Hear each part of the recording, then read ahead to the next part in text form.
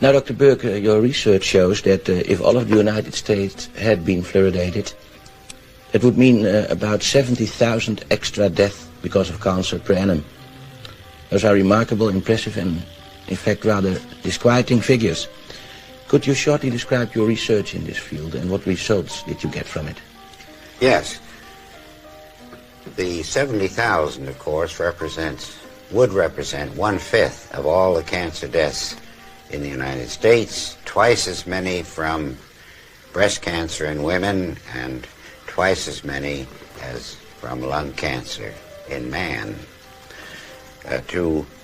Our studies involved comparing the deaths of all persons in the 10 largest fluoridated cities of the United States with the 10 largest non-fluoridated cities in the United States year by year.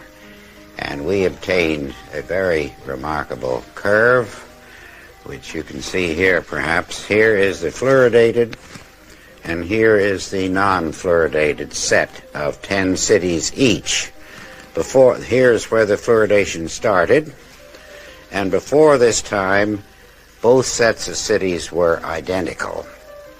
But no sooner had fluoridation started than this curve began to go up, the deaths began to increase, so that this effect occurs very promptly within 1, 2, or 5 years. Now this, sir, is conclusive evidence that fluor kills because of cancer.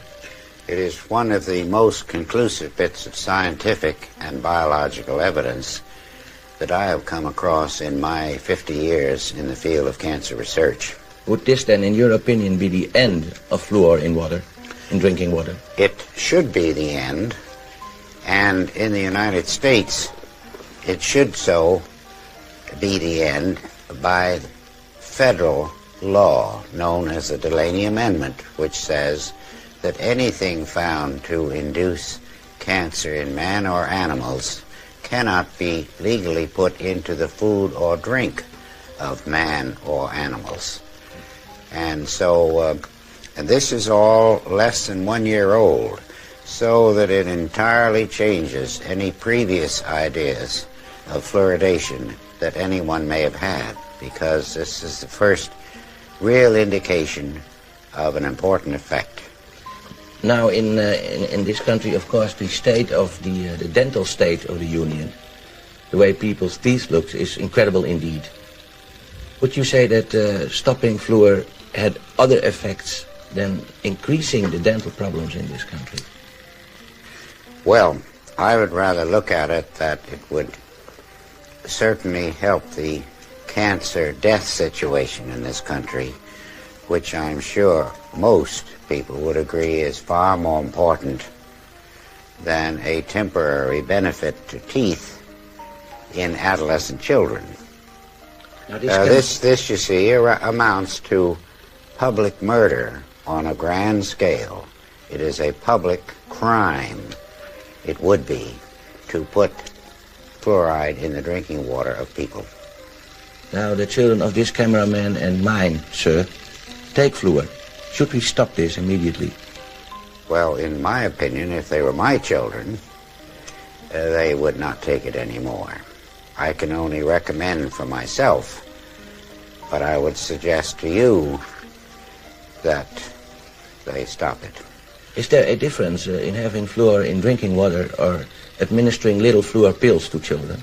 Well, of course, the little fluor pills are a much smaller proposition than drinking gallons of water per day or per week, as well as taking a bath in it and washing your automobile in it and watering your lawns. That's a very massive thing compared to brushing teeth with fluoridated toothpaste.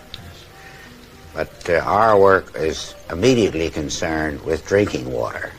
What happens to toothpaste, I'm quite willing to let the future studies go into that in more detail. There is, of course, you talk about murder, sir, an ethical aspect to all this, a law aspect, an aspect of people's inhumanity to people. What is your idea about how should this be implemented in our society? the ethical aspects of administering poison, as it were, to people?